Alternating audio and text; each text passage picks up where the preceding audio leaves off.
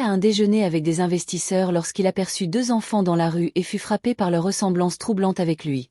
Les mêmes yeux, la même démarche, les mêmes mimiques. Il crut d'abord à une hallucination jusqu'à ce qu'il découvrit qu'ils étaient ses enfants biologiques, nés d'un don de sperme fait plusieurs années auparavant. Mais lorsqu'il tenta d'approcher leur mère, il était loin d'imaginer la tempête qui l'attendait. Christopher ajusta sa montre en or à son poignet et quitta l'immeuble de bureau à Manhattan. À 40 ans, il avait accompli tout ce dont un gamin de Harlem pouvait rêver. Son entreprise de tech valait des milliards, son penthouse surplombait Central Park et son nom figurait dans les plus prestigieux magazines économiques. Le soleil d'avril frappait le trottoir lorsqu'il décida de faire le trajet à pied jusqu'au restaurant où l'attendaient les investisseurs. Il aimait montrer qu'il gardait les pieds sur terre malgré les chauffeurs et les gardes du corps qui l'entouraient. 2 rues plus loin, une scène anodine attira son attention. Une femme noire d'environ 30 ans tenait la main de 2 jeunes garçons en attendant que le feu passât au vert. Les enfants avaient 4 ans, peut-être 5. Des jumeaux. Chris s'arrêta net. « Mon Dieu !» murmura-t-il.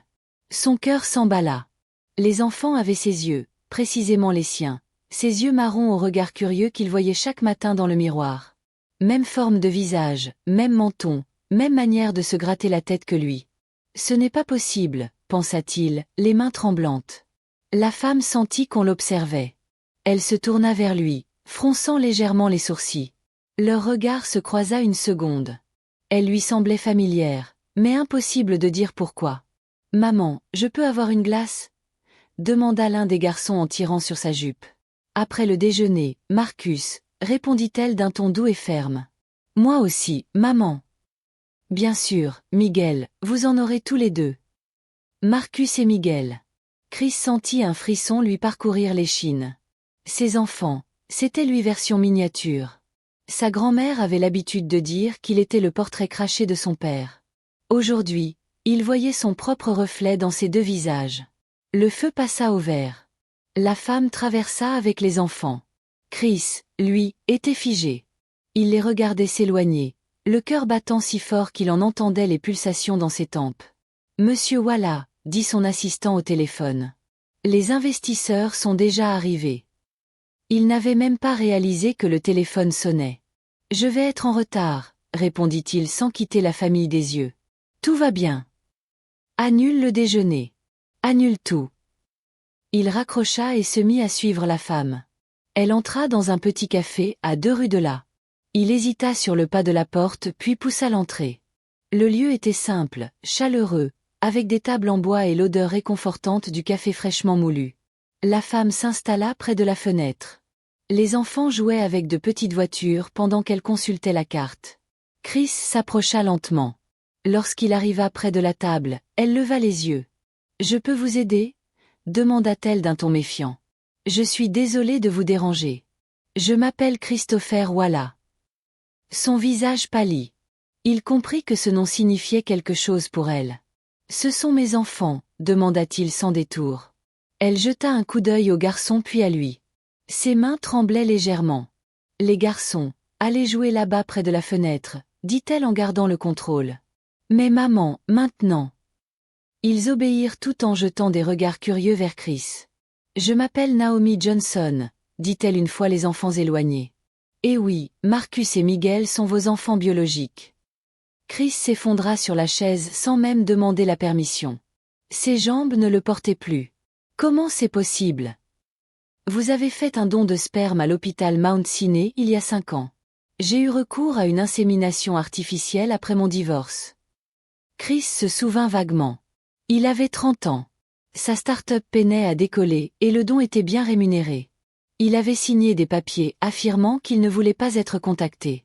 « Je ne savais pas que de vrais enfants allaient naître de ce don », coupa Naomi d'un ton sec. « Eh bien, les voilà, Marcus et Miguel, vos fils. » Chris regarda les enfants. Ils jouaient insouciants, sans se douter que leur vie allait basculer. « Que voulez-vous ? » ?»« De l'argent. »« Je peux. »« Nous n'avons pas besoin de votre argent, » coupa-t-elle un peu plus fort. « Je suis assistante sociale. J'élève mes fils seuls et je m'en sors très bien. »« Alors pourquoi je ne vous ai jamais cherché ? C'est vous qui nous avez suivis. » Il dut reconnaître qu'elle avait raison. C'était lui qui avait tout déclenché. Je veux juste comprendre, dit-il plus calmement. Ils savent que j'existe. Ils savent qu'ils ont un père biologique quelque part, mais je leur ai toujours dit qu'il ne faisait pas partie de notre vie. Marcus s'approcha. Maman, c'est qui ce monsieur? Naomi regarda Chris, puis son fils. Quelqu'un que maman connaissait avant que vous ne naissiez. Il me ressemble, dit Marcus en scrutant Chris. C'est vrai, ajouta Miguel qui s'était approché lui aussi. Il a les mêmes yeux que moi. Chris sentit sa gorge se nouer. Il aurait voulu parler, mais aucun mot ne lui venait. Les garçons, prenez vos affaires, on rentre, dit Naomi en se levant. Attendez, s'il vous plaît. Elle se retourna. Je ne demande pas à faire partie de leur vie tout de suite. Je veux juste apprendre à les connaître. Je peux venir les voir, leur offrir une glace. Elle hésita, regarda ses fils. Je dois y réfléchir. Mes enfants passent avant tout. Je ne laisserai personne leur faire du mal. Je comprends. Elle sortit un bout de papier de son sac et y inscrivit un numéro. Appelez-moi demain soir, on parlera. Chris n'avait pas fermé l'œil de la nuit. Il avait arpenté son appartement en long et en large, observant les lumières de la ville à travers les baies vitrées, hanté par les visages de Marcus et Miguel. À 7 heures du matin, il appela Naomi. Bonjour, il est trop tôt pour parler. Je suis debout depuis 1 heure, répondit-elle. Les mamans ne font pas la grasse matinée. J'aimerais vous inviter, toi et les garçons, à rencontrer ma grand-mère. Elle habite à Westchester dans une grande maison avec jardin. Je pense que les enfants aimeraient beaucoup. Un silence s'installa. Ta grand-mère est au courant pour nous. Je lui ai tout raconté hier soir. Elle a fondu en larmes. Elle rêvait d'avoir des arrière-petits-enfants. Je ne sais pas si c'est une bonne idée. S'il te plaît, Naomi, juste un après-midi. Si tu ne te sens pas à l'aise, vous pourrez partir quand vous voudrez. D'accord. Cet après-midi. Mais si les enfants ne se sentent pas bien, on s'en va. Chris passa la matinée à préparer la maison de sa grand-mère. Mame Laverne, 80 ans, n'avait pas été aussi excitée depuis des années. Arrête de toucher à ces coussins, va, dit-elle en riant. La maison est impeccable. Je veux juste qu'ils se sentent bienvenus, mamie. Ils le seront. C'est toi qui es trop nerveux. À 15 heures, Chris alla chercher Naomi et les enfants chez eux. Ils vivaient dans un immeuble modeste du Bronx, mais l'appartement était propre, chaleureux, décoré de dessins d'enfants accrochés un peu partout. Waouh! S'exclama Marcus en voyant la voiture. C'est un vaisseau spatial. C'est une voiture très chère, répondit Miguel, toujours plus observateur. Pendant le trajet vers Westchester, les garçons posèrent 1000 questions sur les boutons, le toit ouvrant, le bruit du moteur. Chris leur répondait avec patience, un sourire discret sur les lèvres, touché par leur curiosité. « Maman, pourquoi cette maison est aussi grande ?» demanda Marcus en arrivant. « Certaines personnes ont de grandes maisons, » répondit Naomi simplement. Mame Laverne les attendait sur le perron. Quand elle vit les enfants, ses yeux s'embrumèrent. « Seigneur, souffla-t-elle, on dirait Christopher quand il était petit. »« Mamie, je te présente Marcus et Miguel, » dit Chris. « Et voici Naomi. »« Enchantée, madame, » dit Naomi en lui tendant la main. « Appelle-moi Mame Laverne, ma chérie. Tout le monde m'appelle comme ça. » Les garçons étaient un peu timides au début, mais ils se détendirent vite quand Mame Laverne leur montra les jouets qu'elle avait achetés pour eux. « Venez, je vais vous montrer la chambre où votre papa dormait quand il était petit, » dit-elle joyeusement. Chris sentit son cœur se serrer en entendant le mot papa. C'était la première fois que quelqu'un l'appelait ainsi. Pendant que les enfants jouaient, Naomi et Mame Laverne s'installèrent dans la cuisine autour d'une tasse de thé. « C'est vous qui avez élevé Christopher ?»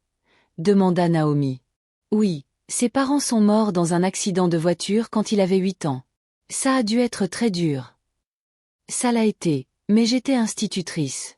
Je savais m'occuper des enfants et ce garçon était spécial, intelligent, volontaire. » Naomi but une gorgée de thé. « Il est venu me voir hier. Je ne m'y attendais pas. Il me l'a raconté.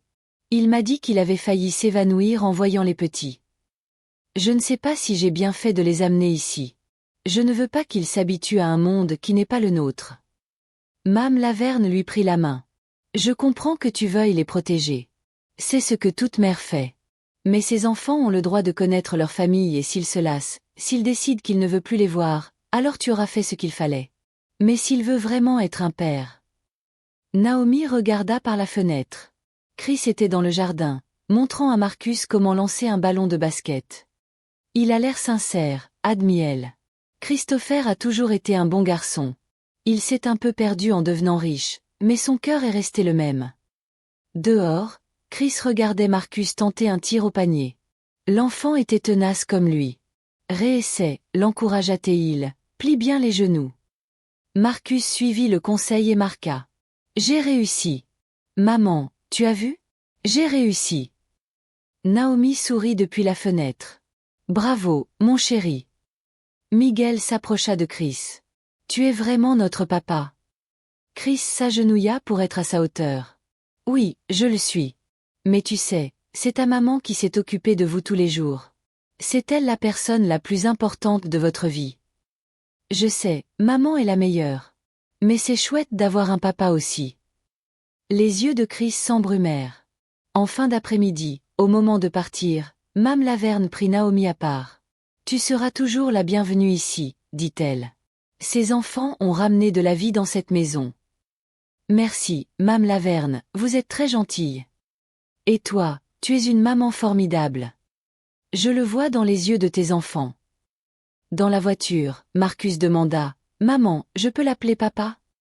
Naomi regarda Chris dans le rétroviseur. Seulement si tu en as envie, mon cœur, mais souviens-toi, un papa, c'est quelqu'un qui est là tous les jours, pas seulement quand tout va bien. 3 semaines s'étaient écoulées et Chris commençait à s'habituer à sa nouvelle routine. Il allait chercher les garçons à l'école 2 fois par semaine, les emmenait au parc le samedi et dînait chez Naomi tous les dimanches. Pour la première fois, il sentait que sa vie avait un sens autre que l'argent. Mais tout bascula un jeudi après-midi. Chris était dans son bureau lorsqu'il reçut un appel de sa secrétaire. « Monsieur Walla, Danielle Monroe est ici. Elle dit que c'est urgent. » Chris poussa un soupir. Danielle était une influenceuse mode avec qui il était sorti pendant quelques mois, 2 ans plus tôt. Belle, populaire mais superficielle à l'excès. Il avait rompu quand il s'était rendu compte qu'elle ne s'intéressait qu'aux soirées, aux apparences et à elle-même. « Faites-la entrer. » Danielle pénétra dans le bureau comme si elle montait un podium. Coiffure impeccable, maquillage soigné, robe de luxe. Elle s'installa face à Chris et croisa élégamment les jambes. « Salut, Chris, tu as l'air en pleine forme. »« Danielle, qu'est-ce que tu veux ?»« Toujours aussi direct, » répondit-elle avec un petit rire. « J'ai une nouvelle à t'annoncer. »« Quelle nouvelle ?»« Je suis enceinte. De triplés, les tiens. » Chris eut l'impression de recevoir un coup de poing dans le ventre. « C'est impossible. »« Impossible. On est sortis ensemble des mois. Tu as oublié? On a rompu il y a 2 ans. »« Danielle, je sais, mais j'ai fait congeler ton sperme légalement et j'ai fait une insémination artificielle le mois dernier. » Chris se leva brusquement. « Tu mens. »« Pas du tout. J'ai tous les examens ici. » Elle sortit un dossier de son sac et le posa lourdement sur le bureau. 3 bébés en pleine santé, prévus pour décembre. Chris attrapa les papiers. Ils semblaient authentiques. Examens médicaux, échographie, tous à son nom. Pourquoi tu as fait ça? Parce que je t'aime, Chris. Je t'ai toujours aimé et maintenant tu vas devoir me prendre au sérieux. Daniel, c'est complètement fou. Ce qui est fou, c'est que tu perds ton temps avec cette femme du Bronx et 2 gamins qui ne sont même pas vraiment les tiens. La colère monta en lui. Marcus et Miguel sont mes fils. Des enfants de laboratoire, Chris, un don de sperme. Ce n'est pas une vraie famille. Sors de mon bureau. Je ne partirai pas. Tu vas reconnaître cette grossesse. On va se marier et tu vas m'offrir la bague que je mérite. Jamais. Tu le feras. Sinon, je balance tout à la presse. Christopher Walla abandonne ses propres enfants. Chris la fixa. Elle ne plaisantait pas. Tu as jusqu'à demain pour te décider, dit-elle en se levant. Mariage dans 2 semaines. Grande église, énorme réception. Où ta réputation est foutue. Elle sortit, le laissant seul face aux examens. Chris relut les papiers. Quelque chose clochait, mais il n'arrivait pas à savoir quoi. Ce soir-là, comme tous les jeudis, Chris dîna chez Naomi, mais il était distant, ailleurs. Il s'est passé quelque chose? Demanda-t-elle en cuisinant. Non, tout va bien. Chris, je te connais. Tu n'es pas toi-même depuis que tu es arrivé. Dans le salon, Marcus et Miguel riaient aux éclats. Quelqu'un de mon passé est réapparu, finit-il par dire. Quel genre de personne? Une ex. Elle prétend être enceinte. Naomi arrêta de remuer la casserole. De toi. C'est ce qu'elle dit. Mais je n'en suis pas sûre. Pourquoi tu douterais? Chris hésita. Il ne voulait pas tout raconter. On a rompu il y a longtemps. Ça n'a pas de sens. Naomi le regarda droit dans les yeux. Chris, si tu as un autre enfant en route, je dois le savoir. Ça change tout. Non, ça ne change rien. Vous êtes ma priorité, toi et les garçons. Et si elle disait la vérité, alors j'assumerai. Mais ça ne changera pas ce que je ressens pour vous. Naomi ne répondit pas, mais il sentait qu'elle n'était pas convaincue. Le samedi, comme d'habitude, Chris emmena Marcus et Miguel voir Mame Laverne. Il n'avait encore rien dit à sa grand-mère. Il jouait dans le jardin quand Daniel arriva. « Quelle surprise de te trouver ici », dit-elle en sortant d'un taxi. « Daniel, comment tu sais où je suis ? » Je l'ai demandé à ta secrétaire. J'ai dit que c'était urgent.